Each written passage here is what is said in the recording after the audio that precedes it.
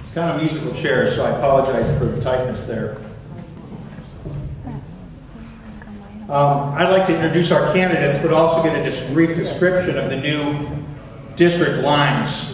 Now, for those of you that don't know, we finally, after months of wrangling with the court and the legislature and Attorney General to understand about the district lines, they have been pretty much set.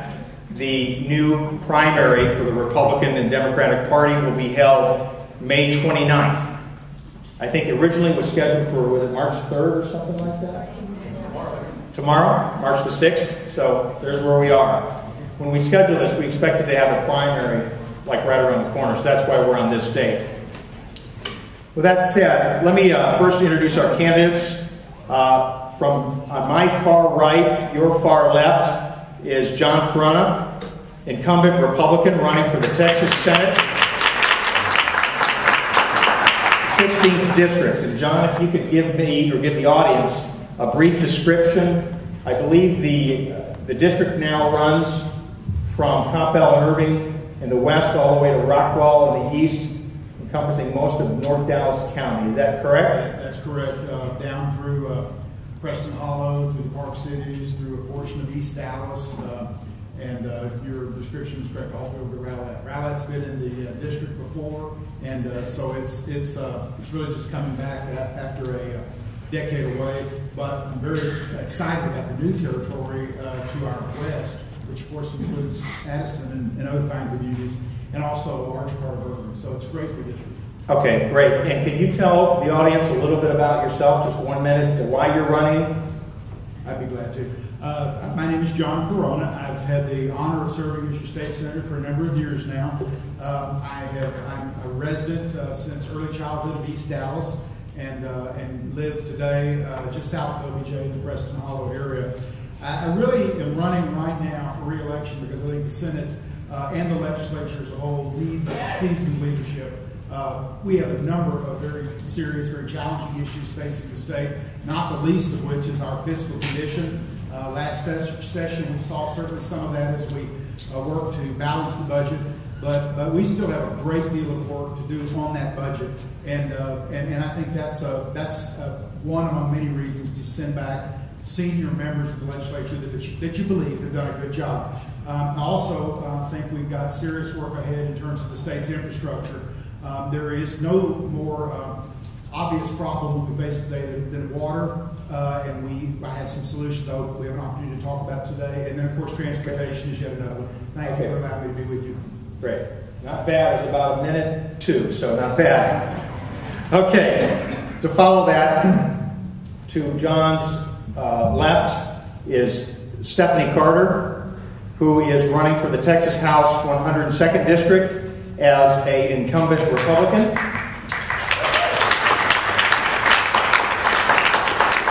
Now, my understanding is that the 102nd District includes areas of Richardson, Garland, the North Dallas corridor, and 2 precincts of Addison, and some other areas probably. Can you help me there? That's correct, Bob. I'm so excited to be here tonight. House District 102 in its newest form does include precincts 1600, 1602, so we're sitting in the new House District 102. Thank you for being here. Far North Dallas, so basically starting at Preston, going over to Coit, and it also expands into Richardson, so it goes east to Coit, all the way into 5 precincts of Garland. Okay, and can you give us a brief 1-minute description of why you decided to run again? Okay, thank you, Bob. I sure will, and thank you for putting this on. Bob, of course, is a precinct chair in Addison, so I'm really thrilled to be here. First of all, for those who don't know, let me just say a little bit about who I am. I am a gal who comes from a family of 8. My father is a small business owner. He's been mowing lawns for as long as I can remember. My mother was an elementary school teacher turned homemaker to raise the 6 of us. My parents taught me about hard work, determination, and they said those were the sort of the formula to success. I believe them. I went off to graduate from public high school, then went to University of Texas, studied government and journalism, went to law school at Harvard, returned home to start my legal career. I started at Vincent & Elkins, but I like to say I made a little too much money, so I went to prosecute. I really enjoyed doing that. I left the DA's office, became a civil litigator, and got Along the way, very involved in Republican politics, became a precinct chair, went to knock on doors, tried to help judges win elections, for example, and served as an appointee to the State Board for Educator Certification. And let me just say this, Bob, I resigned from that board to stand up for conservative principles. I ran against a liberal Democrat. I won with a 10-point margin of victory. I stood by those conservative principles. We've got more work to do, as Senator Corona said, and I look forward to answering your questions today. Great. Thanks, Stephanie. Okay, now we have the four amigos and the one amiga, as we say it, in the Texas House 115, which my understanding encompasses a wide sweep of areas from Coppell, Irving, sweeping across Carrollton and Farmers Branch, and also part of Addison. And if I could introduce each of these individuals, and again, keep your comments to 1 minute or less for intros. To the left of Stephanie is Lib Rimnett. And Lib, can you describe why you're running? Yes, I can. Thank you very much. Thank you for putting this on. I really appreciate being here. I am running because I never thought I'd get into politics. This is something that some friends of mine and I in Farmers Branch were watching what was going on in Austin, and we found that what was going on down there was not to our liking. We felt that there were things that needed to be changed. I am in this race to take some of the mystery out of politics.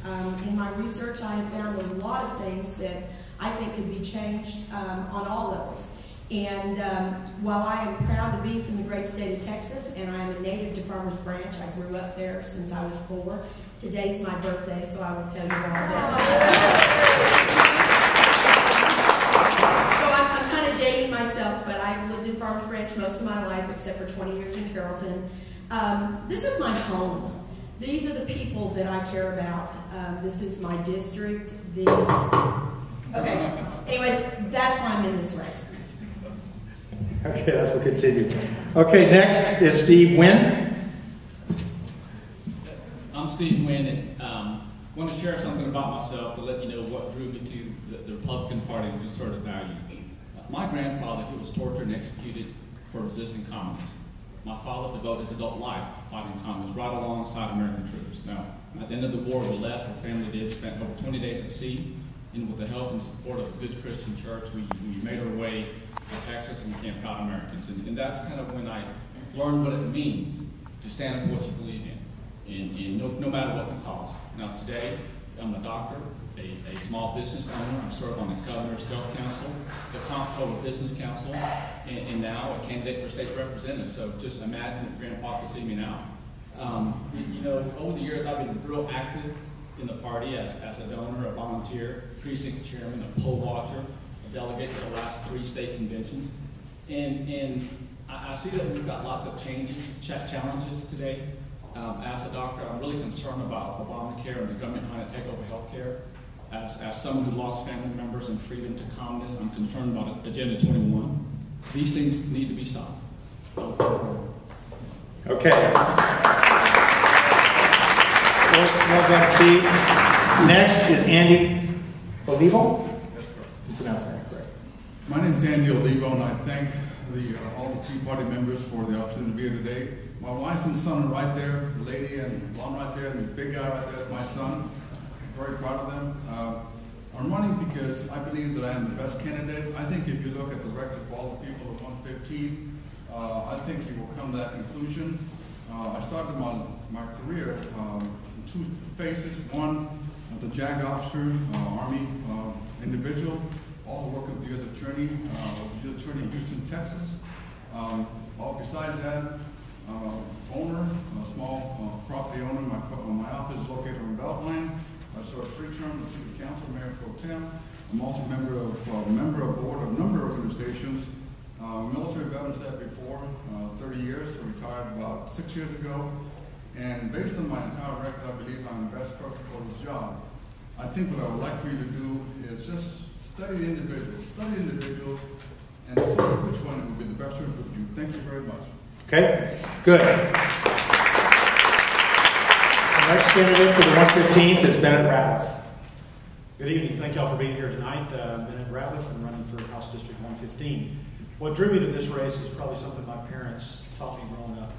The world is run by the people that show up. Democracy is only as great as the people that are involved in it. And as a result, I've been involved in my church, my community, and most recently for the past 9 years on the school board in Cutler ISD. I've given back in every way I can think of to my faith, to my family, and also to my community. And I want to take that experience and take it to Austin.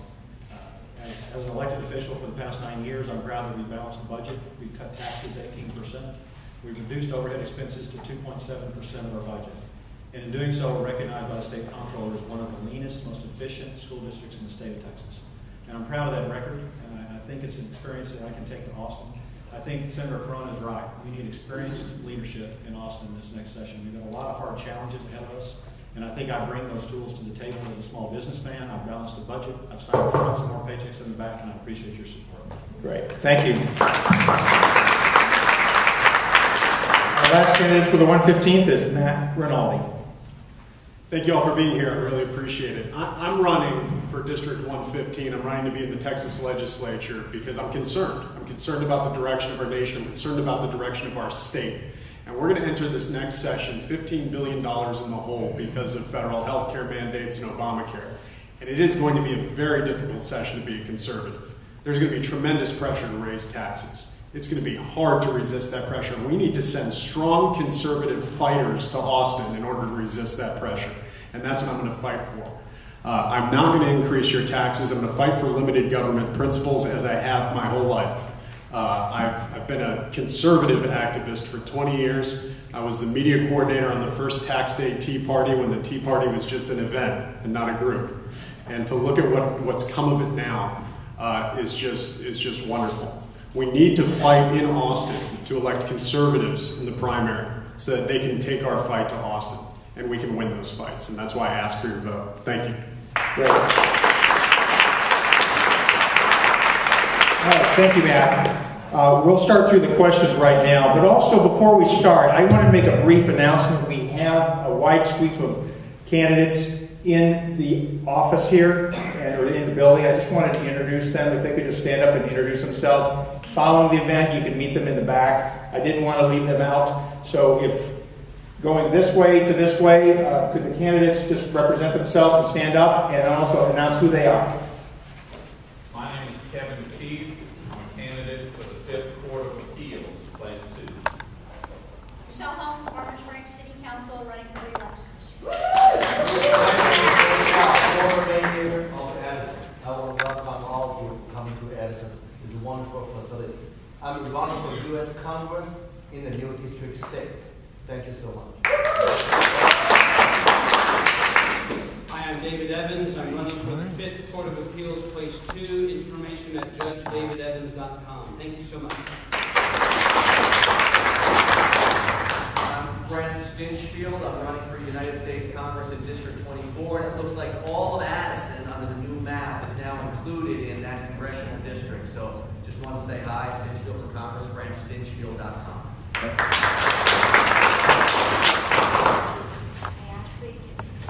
I'm Geraldine Ticey Miller. I'm the conservative candidate for State Board of Education, District 12. Thank you.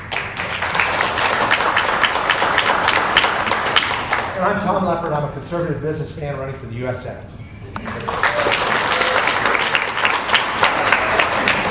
I'm here representing your new Congressman Penny Marchant for the 24th District. Thank you very much. Anybody else?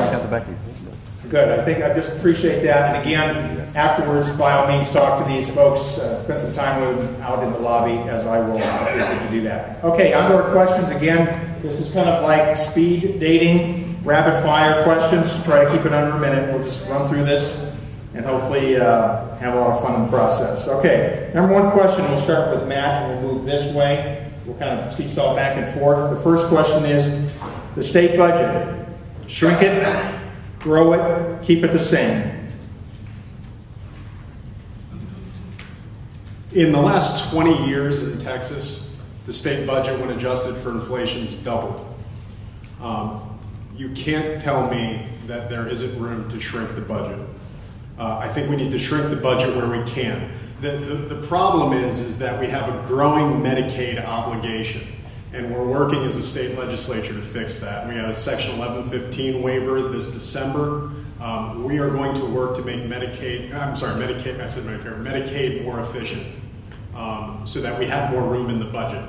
I think we can cut things like the Texas Film Commission and save $30 million. I think we can cut Texas Commission on the Arts and save $7 million. I think we can cut things like the Texas Enterprise Fund, which is a government-run venture capital fund that's created 820 jobs in the last 6 years and cost $192 million at a cost of $200,000 per job. There is room to cut. I think we need to stop the growth in our budget in the state of Texas. I think we need to make those tough cuts the next session.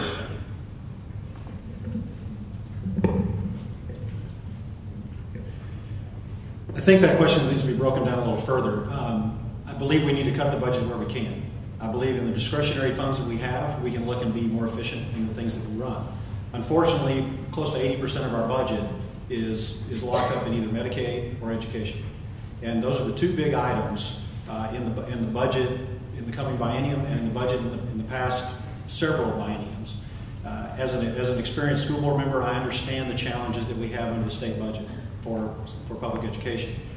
We're challenged in this next session by probably what's going to be another constitutional crisis in public education with the way schools are funded. And I think we need to make sure we send somebody to Austin that understands school finance. I've been following it for 20 years.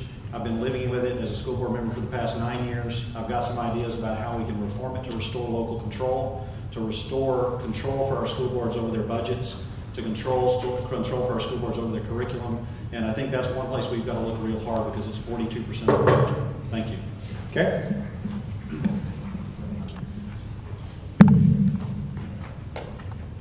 I believe in zero budgeting, which basically I do that because in my business, if I don't have the money, I can't do it. I can't afford insurance, I can't afford my employees. So I've done it for about 30 years. So I start from zero budgeting. Now that basically tells me that I need to justify the agencies and work from that point. That also includes education and Medicaid and so forth. So I would start from zero budgeting and let's try to justify all the agencies. If they're not doing their job, then we should think about cutting them.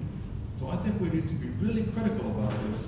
It's sad, it's very sad, that we're going to have to face a really rough time, but I think we have to do it like we do our own families. If we don't have it, we can't afford it, there's nowhere to go, we need to live within our budget. Thank you.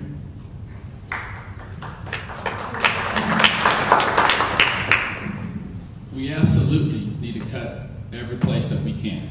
And I think it's well understood that most of our budget, education and Medicaid. Now, in education, we should expect a lot more efficiency within the school system. I believe that if you allow more competition between schools for those students, competition in education will yield a better product at a lower price, just like it does everywhere else. Now, as far as with Medicaid, we've come a long way this past session. We had Senate Bill 7, which will reform it, and it will save a lot of money. Expansion of our managed care system in Medicaid is expected to save about $400 million just in the South Texas area alone. The waiver, the 1115 waiver is good, but it doesn't get us where we need to be. What we need to do for Medicaid is to get a block grant from D.C. That will allow Texas to use the money to spend it the way that we know best without the federal mandates and the requirements that D.C. puts on for Medicaid dollars. That's where you can save the Medicaid dollars.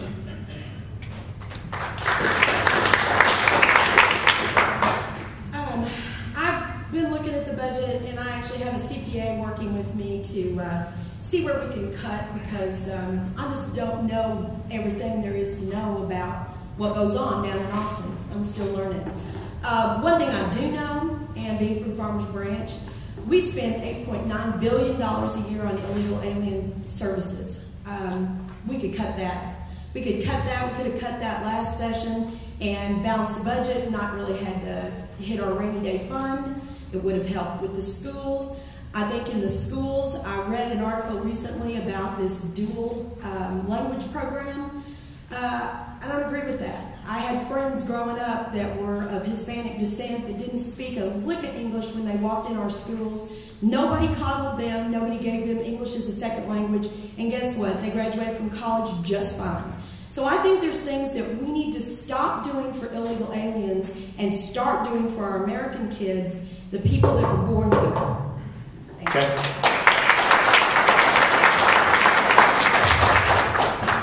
Bob, I think that's a very important question, probably the number one issue facing our state, the budget. And I think that ultimately we probably need to shrink our budget. I don't think there are any other options. In the 82nd legislative session, which was my first session, I'm proud of our budgetary accomplishments. We passed a conservative budget, and we did so and balanced it without raising taxes. I mean, that's a huge thing. $172 billion, $27 billion shortfall. We cut $15 billion from the budget. And I think where we go as a state depends on our economic recovery as a state. 2011, we grew 266,000 plus jobs. That's in the private sector. We have to continue having a robust economy, continue creating private sector jobs. I think we're looking at a strong financial outlook in the 83rd, and I'm proud of that because in part of the work that I did as a legislator along with many other conservatives, and look forward to doing it again. Good. Nice time. Throughout my service in the Texas House and in the Texas Senate, I've never voted for a general tax increase, not once. I think you can count on me by my record to know that I'm going to do the fiscally responsible thing in terms of representing you. That said, our state faces many challenges, and I can't predict what they all might be, but I will continue in the conservative fashion that I have to represent the interests of this community. I've heard loud and clear from so many of you, particularly in difficult economic times like these, that you're not interested in any sort of tax increase. And again, my record reflects that very representation of your interest. Good. Okay, good. On to the next question. This time we'll start with Mr. Corona. Currently, gambling exists at horse tracks in Texas, but also at casinos in Louisiana, New Mexico, and Oklahoma. Are casinos, should they be allowed in Texas? Will you encourage their growth and development in the state of Texas? First, let me say, I'm a Southern Baptist, and I probably attend as regularly as the best of you in this room. But having said that, I support expanded gaming in Texas, and I'll tell you why. I have never voted up to this day in favor of any expansion of gambling in Texas. But the notion that we can keep gambling out of our state now by putting up a barrier at the state line is just not valid anymore. If you possess a desktop computer right here in this room as I speak, you can play every casino game in a casino right now, except you'll play with an offshore company, the worst possible circumstance, guaranteed to be very damaging to you as the gambler. I'm not a gambler. I simply don't game. But I think Texans are adults, and I think they ought to have the opportunity to go and cast their vote at the polls. And it has been shown time and time again through one independent survey after another. The vast majority of Texans want the opportunity to vote on that issue.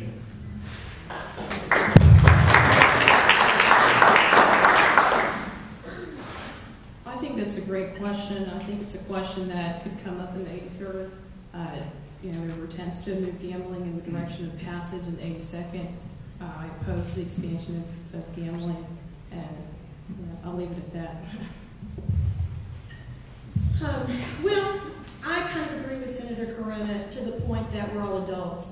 When it comes to gambling, I too am not a gambler, could care less about it.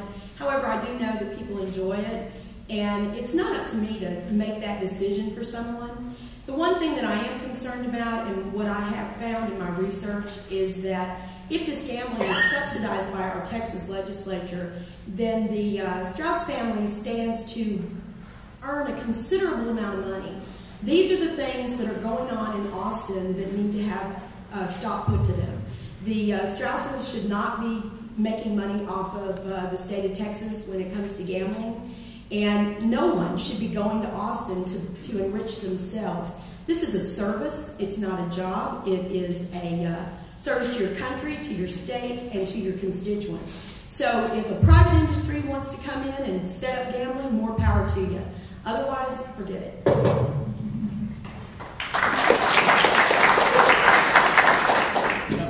I haven't seen anywhere that can prove that casino gambling would increase revenues more than it would now. And I haven't seen anywhere where those gains would offset the things that we know that comes with gambling, some of the problems, the social ills that comes with it. So I don't think that we should have any expansion in the footprint in gambling. Like Stephanie, I'll leave it at that. I just don't think we should expand the footprint of gambling in Texas. This is a tough question for me as a Catholic. I don't like people I think we should have all adults, responsible adults, but I think it's something that the public should vote on. A couple of weeks ago, my wife and I and a bunch of wild women, if I can say, I only went with them because they needed a driver, take him up and take him back. I'm not a gambler, I'm not a drinker. But if they want to do that, somebody has to collect the money. So I figured I'd do that. And and we were talking about this gambling, as a matter of fact, and I know Oklahomans would hate this. Why? Because you could just feel all the money staying down here. It's not going to Oklahoma. I mean, they're now building, they're charging like $200 a night, is that correct? For a hotel. I mean, amazing to me. Why are we Texans sending our people out there to gamble? The people that gamble go gambling anyway. By the way, and Galveston is a great place for that. Thank you very much.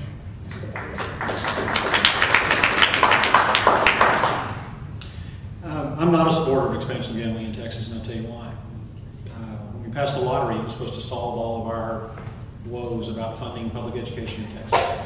When we passed pari-mutuel wagering and brought in horse tracks in the state of Texas, it was supposed to create a budget surplus that would balance our budget, that would allow us to do things we haven't been able to do before. And now we hear the promises of people just allow casinos in our state. All of a sudden, we'll be able to balance our budget and everything will be fine again. I don't buy it. Now, if we want to talk about it as an economic development tool, or we want to talk about it as an expansion of business, that's one thing. But I'm not for talking about it as a way to solve our budget problems. I think those have been a lot of false promises that we've had in the past, and I think they're false promises being made again today. And I won't support it on that grounds. Now, if we want to put it to the vote of the public as far as something other than a reason to improve the budget, I might think about it. But if we're talking about it as a reason, as a way to balance our budget, I will be opposed to it every time it comes to the floor.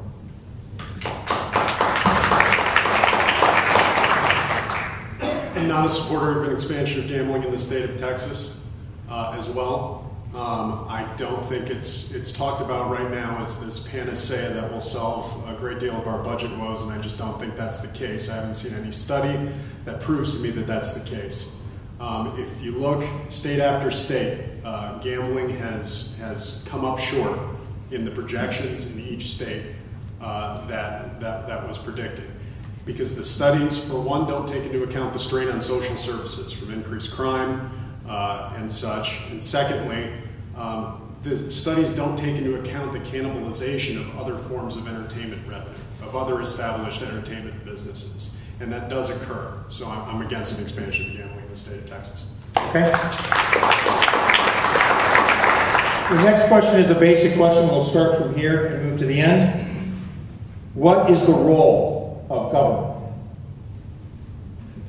The role of government in the state of Texas and the United States is twofold: to protect individual liberty and to provide certain public goods that the private sector cannot. And that is it.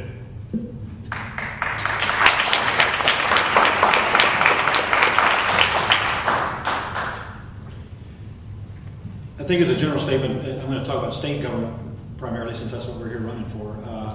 State government has a primary responsibility, number one, to educate our children.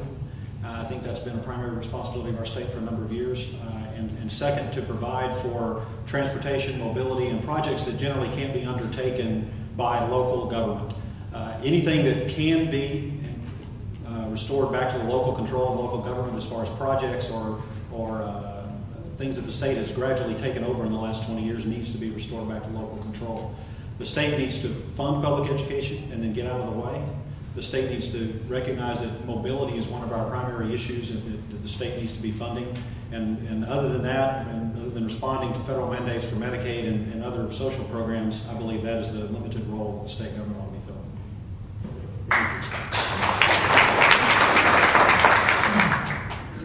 I see the function of government as being somewhat limited. I would apply the 10th Amendment. Basically says that all rights are local. The state government, city, and so forth. Having served in the city council of Kelton for 3 terms, Mayor Pro Tem, I know the function of government that is to locally fill up holes, potholes, you know, things like that, lights, electricity, protect the common defense and a higher level. So I see the government as limited. It should be limited to those things that they have to do. And I don't like the idea of the state, federal, or the city government being involved with business. I think the main engine and everything is business. So you need to stay out of the way of business. And maybe just sometimes when you get in there and interfere with business, there should be some reasons for that. So my answer would be government should be very limited to what it has to do, and that's it. Thank you.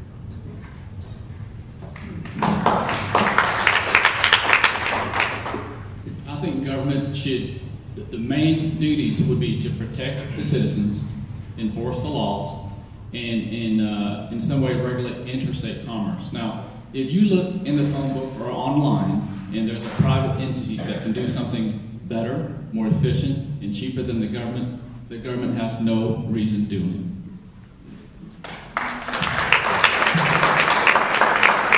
Well, I agree with all of my colleagues on almost all of this. The only thing that I do believe in the state of Texas that is wanting, and y'all are going to get sick of hearing it, but the border needs to be controlled. Our federal government is not doing that. So the state of Texas does need to step up, protect the citizens of Texas from the drug cartels and the illegal alien problem that we have here. Our sheriffs need to be better equipped to do their jobs, and that is something that I wouldn't have a problem seeing more funding go to.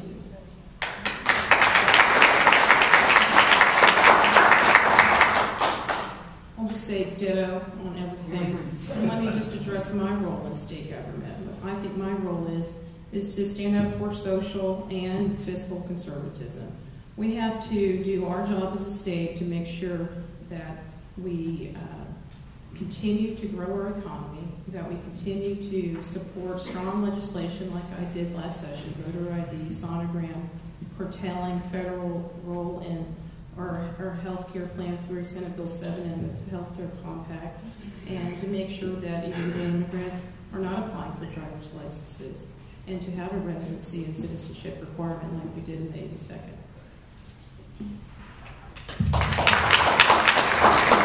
I believe in limited government. I think we ought to be looking at greater efficiency in government at every opportunity. I have actually introduced and passed into law a number of bills that have combined various agencies, done away with some agencies, and reduced the size and scope of state government by in some instances, tens of millions of dollars per agency. So I will continue to work in that regard and consider it a matter of personal pride at every opportunity we have to continue to chisel away at big government. Okay. Good. All right, the next question is strictly for John Corona in the Senate. It's a Senate question. If Lieutenant Governor David Dewhurst wins his race for the United States Senate and the Texas Senate law, by Texas Senate law, the Senate will pick the next lieutenant governor within its own membership. If the GOP has a majority in the Texas Senate, will you commit to choosing the next lieutenant governor by a vote of the Republican caucus rather than a Senate vote including Democrats? No, I would not commit to that. I know that's a big Tea Party issue, and I think the Tea Party on that one issue is wrong. The vote that I cast there is a vote for the entire district, and I'm a Republican. Clearly, I'm going to be voting at every opportunity for a conservative Republican. In this case, a conservative Republican lieutenant governor.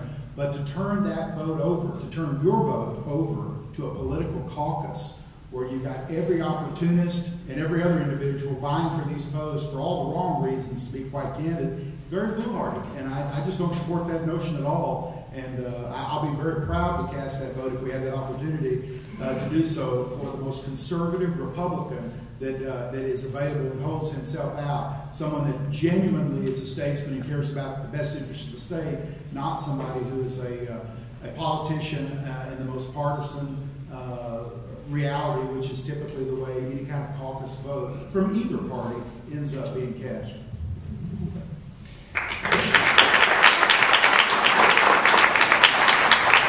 The next question for all of those running for the Texas House is somewhat comparable to that. If a Republican majority is retained in the Texas House, who do you vote for Speaker? It's a very important position. The Speaker of the Texas House is probably one of the most important persons in all of state government. How is that election to be done? Is it transparent? Is it done by caucus vote? Do you keep the incumbent Speaker? Go ahead, sir. Well, this is an important question. It certainly came up in my first term. How we did in the 82nd is we had a caucus vote. We decided to support one candidate for Speaker of the House. Right now we have one person who's running for re-election to Speaker of the House, and that is the current Speaker. I have not signed any pledge cards. I have not committed my support to anyone. I've pledged in writing, which is posted at the North Texas Tea Party Alliance website, not to support anyone until after November. I do have a liberal Democratic opponent in my race in a 53% Republican district, and so I'm very focused on my own election, and that is the truth. Thanks.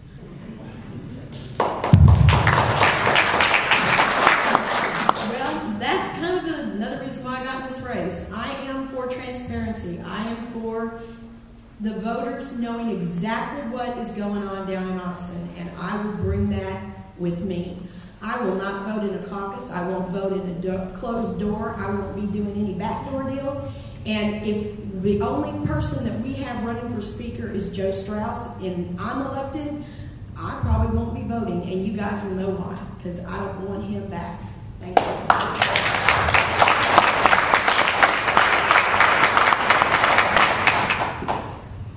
I think that transparency is something that we need in government. So I would support letting people know, making a transparent process. And I have not pledged anyone, discussed that with anyone. I think that you can't decide who you're going to vote for until you find out who all the candidates are. Now, I certainly want the most conservative Speaker that we can get in the House, someone that can push our conservative agendas the way that the voters want. Thank you.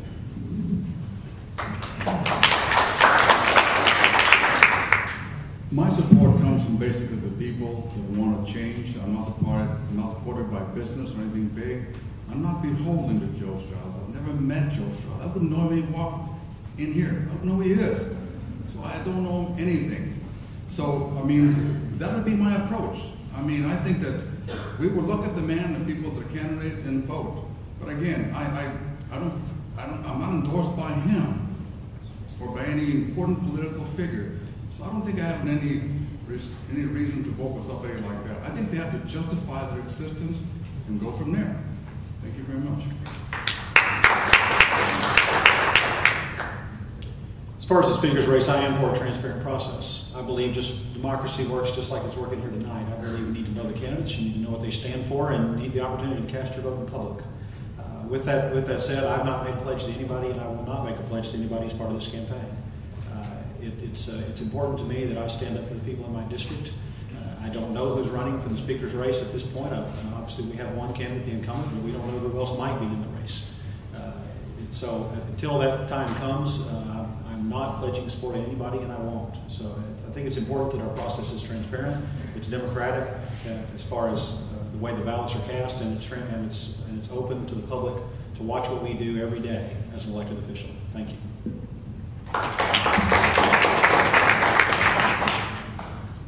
One thing I want to bring up, which is very germane to this argument, is that the pledge card and the issue of pledge cards, while it was an issue last election, in this election is a little different. I will not sign a pledge card. To my knowledge, no state representative has signed a pledge card because I think the Speaker realizes the political realities of the situation and hasn't asked anybody to do it.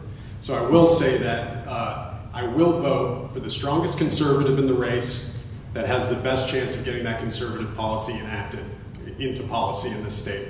Last time, I openly supported Ken Paxton for Speaker. This time, we'll see who's running when it comes in the race. Secondly, I want to bring up the fact that I support a caucus to choose our Speaker, because Democrats should not be selecting a Republican Speaker of the House of Representatives.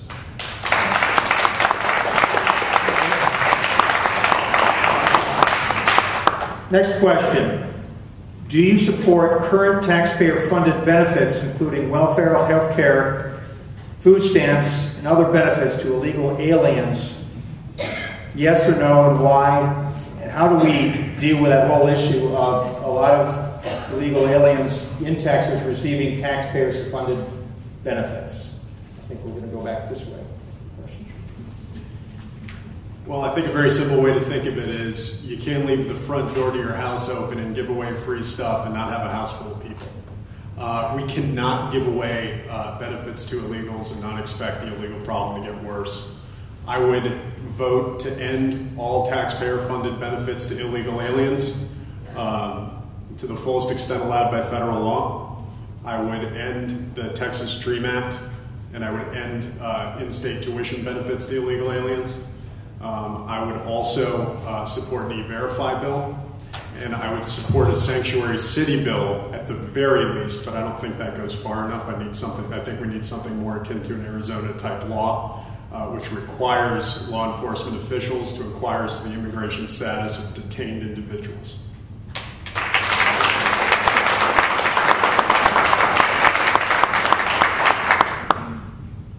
I think we've got a number of things that we can talk about as far as immigration reform, and at the very least, we need to talk about the E-Verify bill. We need to recognize that our immigration problem is based on a supply and demand issue.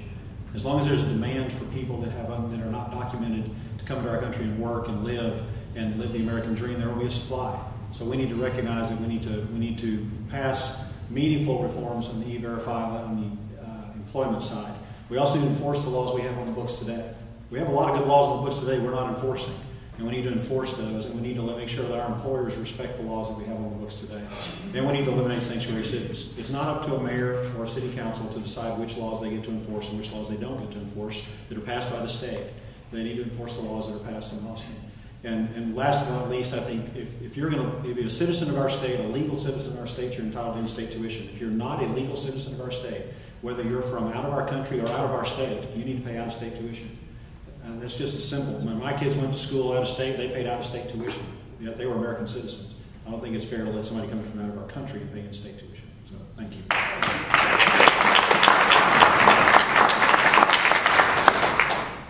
I think the main problem with this immigration issue is the fact that we don't have a national immigration policy.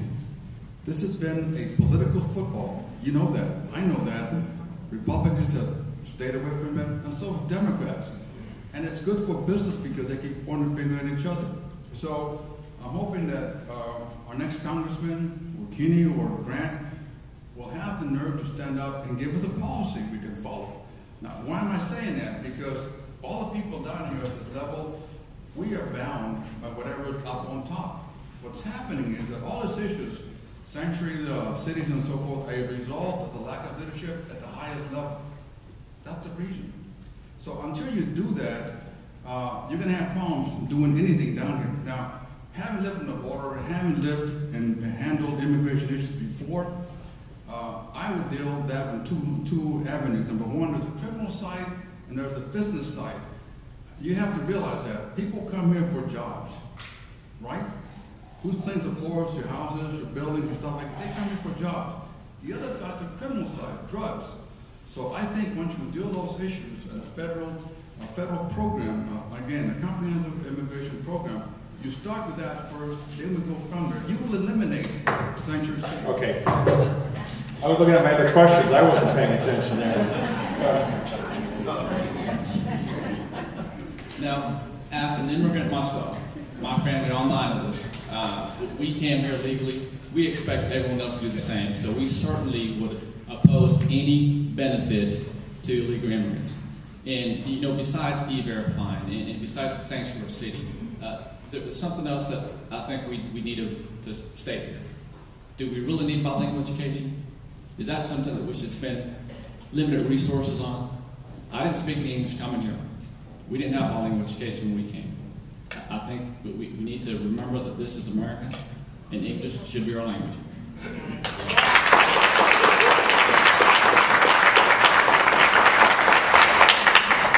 Well, for me, this is very simple. I believe in right and wrong. My parents raised me to do the right thing no matter who was looking, because the big guy always is.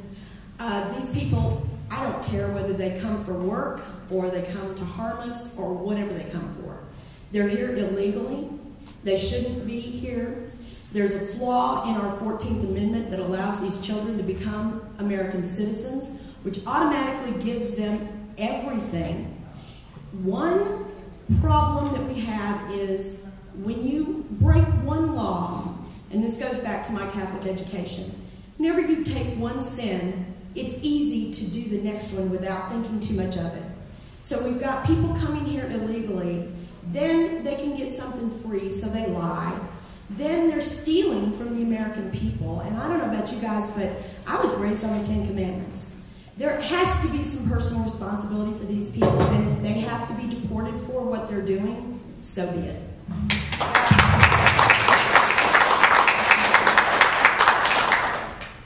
This is yet another important question. And let me just say this. I've been out knocking on doors since September. Actually, I knocked on doors during session. Some people think that's crazy, but I do it for fun. And I've met a lot of people who have said, golly, we had cuts in aging and disability. My child is getting $42,000 a year, and with your proposed cuts as a legislature, my child will be getting $21,000. What are you going to do about that? And so for me, the answer is yes, we have to curb the amount of money going to these folks. They may be good people, but we've got our own citizens who are seeing these effects of cuts that are significant and daily and severe in many cases.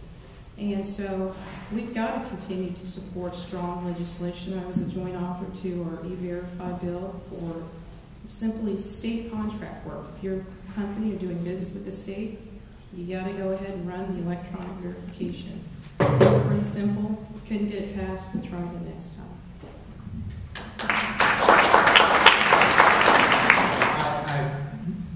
As has been said, I clearly do not support benefits to illegal aliens, but beyond that, in my history in the legislature, I have introduced bills to deal with this problem, including on the Senate side, E-Verify legislation. When I chaired the Homeland Security Committee, I was the only chairman out of all 13, I believe at the time, Senate committees that allowed the bills dealing with illegal immigration to be heard by our committee and voted out favorably. And so it's not just rhetoric to say, but you know, there's been a real logjam in Austin between the rhetoric and the reality of passing legislation. At every opportunity I've been able to contribute to move that legislation forward toward passage, I've done so. And I was on the Senate side this session voting in favor of the bill that would have eliminated sanctuary cities as well.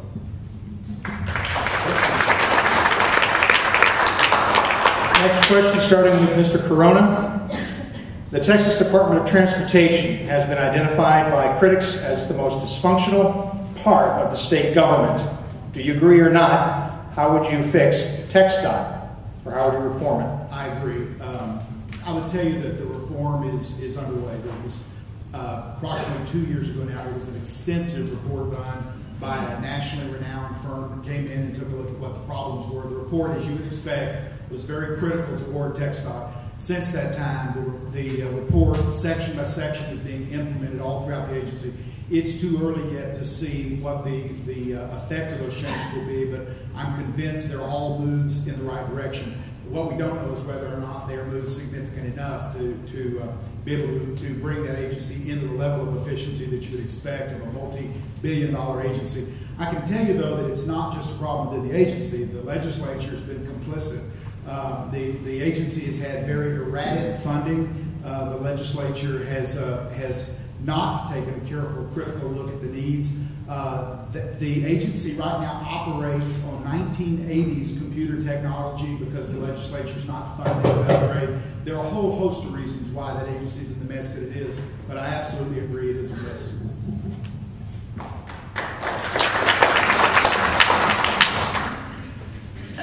This is yet another important question.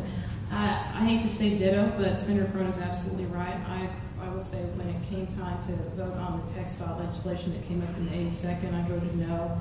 I think that we have this significant reform. The bill was comprehensive, but it was far, far, far from perfect, and I just could not cast a yes vote. It's an overbloated, administrative and I think just over excessive organization. I think first and foremost it would help to have elected commissioners rather than appointed commissioners. And we don't have that. That was sort of number one for me criterion. So we've got work to do on it. There's just not enough time in a moment to say what's wrong with our TxDOT, but hopefully we'll get it right in the next sunset. We do have 24 bills up for sunset next time. TxDOT is not one of them because it came up in the 82nd, but we'll work a little at a time.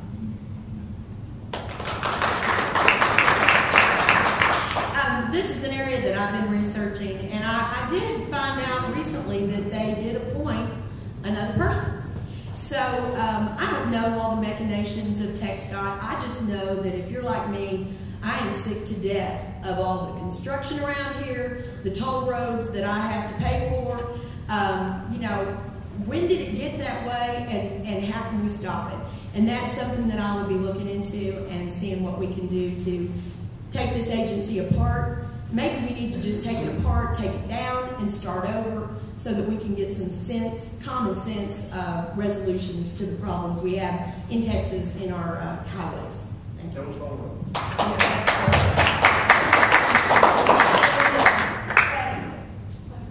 TxDOT can do a whole lot better. That's an understatement. Now, you know, the revenues and budget for TxDOT is about $22 billion. Now, and they're still short. People have been saying, hey, let's raise the gasoline tax. Just like they always say, throw money at it. Now, right now, gasoline tax, 20 cents a gallon for the state. It's estimated after your diversion for education to raise about $4.6 billion. Because the 22 is a combination. Now, someone's been proposing, why don't you raise it 10 more cents? That's a 50% increase. And even then, you're only going to yield about $2.3 more billion. Well, guess what? $2.2 billion goes to diversion for things that does not maintain or build roads. We need to make the system more efficient, stop all the diversions that are not related to building roads.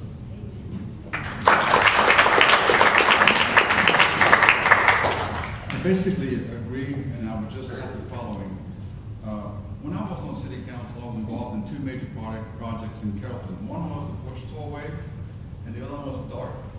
Putting those two in, and I remember dealing with those agencies, we did not really have any voice